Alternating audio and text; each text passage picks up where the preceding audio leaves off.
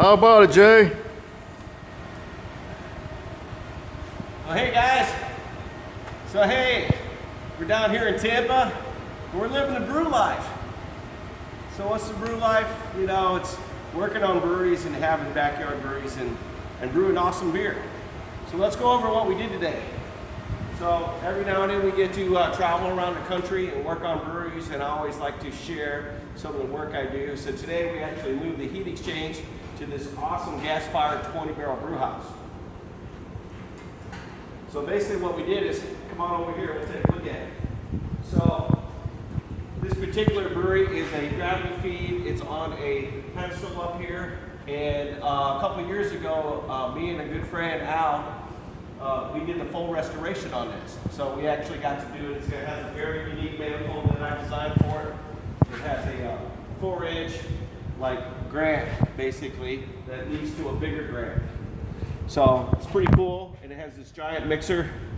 And this is really old school, so we had to cut out all the valves, except for this valve over here. You can see where it was a bolted flange, and we fixed it to where it's TC, triclover now. So over here is really simple. This is one of my most simplest systems. You can see over here where the pump is actually mounted up on top of the I-beam, so everything is off the ground. And if you want to work on this station, you just basically go around and come right up in here, and you can work on it, and everything's all simple, easy cheesy. Okay, so that's awesome. That's a 20-barrel brew house. We also replaced the mash mixer up inside here. You can't really see up inside there, but what we did is we retooled the hat that goes over the shaft, and then we made a solid stainless steel, brand new solid stainless steel shaft for them, and we extended the hat so the 20 barrel became like a 35, 40 barrel water ton mash tun. Okie dokie, so let's look over here. So today basically, they're actually doing a blender sour right now, so they got beer sitting in here. And we were going to put a valve right here, but we can't do that today. But this is basically how the whole thing is controlled. The pump over there sends the beer over here, sends it into the kettle, and then after it gets done brewing, it comes out of the kettle through this pump, through here, and then through this heat exchange that we just moved.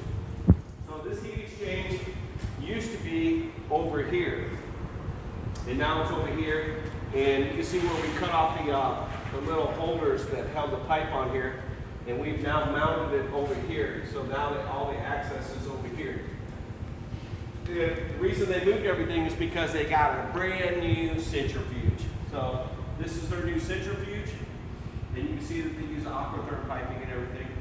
And this is a real special video because we'd like to say a shout out to a company just recently went out of business. And over here, you can see that here's one of the last DME tanks.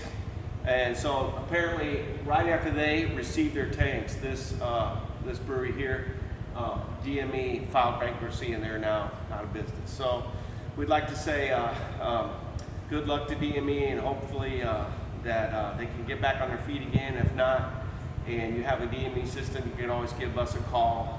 I helped Alex, a good friend of mine, Postello, install a beautiful DME system down in Vero Beach. That was a 20-barrel system. If you ever get the chance to go see the American Icon Brewery down in Vero Beach, it's a DME system in an old power plant, and it's really beautiful. And that's one of the last remaining brand new DMEs here in the state of Florida. Okie dokie, so there's a few DMEs left. We also did another one for Adam Fine down in Fort Lauderdale. And that's going to wrap it up. You can see over here, we got our little portable welder. And we have a portable purge set up, so we can do all our purge welding right here. And if you come in really close, you can see we just got done doing this weld right here. So you can see that little weld right there, dairy sanitary weld. So that's it. And this is all solid and secure now. So that's it. That's what it's like living the brew life, working here at the big breweries.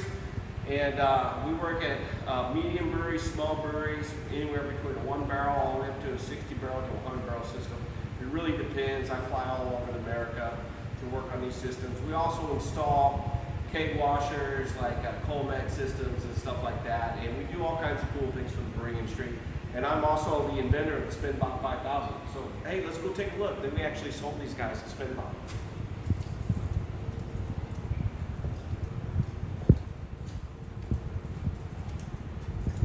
Okay, so over here is one of my first 3-barrel Spinbots. And this is awesome. You can come around here and take a look at it.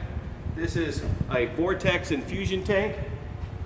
And this awesome Vortex infusion tank allows them to make these awesome, cool beers. And what they do is they flavor their beers, and then they use, like right now they're using hibiscus and different types of flavors like cucumbers and stuff like that to make these awesome blenders and these awesome flavored beers with Vortex. So we were basically told by the head brewer today, without this, they couldn't even make some of these beers that they're making now. So that's awesome, that's great news. And I invented the Spinbot 5000 back in 2014 when I worked at Cigar City Brewing Company. I still work at Cigar City Brewing Company, and I try to push our innovations and our creations into things. We also get out there and help other breweries, and we help them install their breweries, and I help them and sell them new things. You know, basically we just do labor work for them. So that's awesome. I'd like to thank you for watching, and keep up your brewing skills and keep brewing and brew on.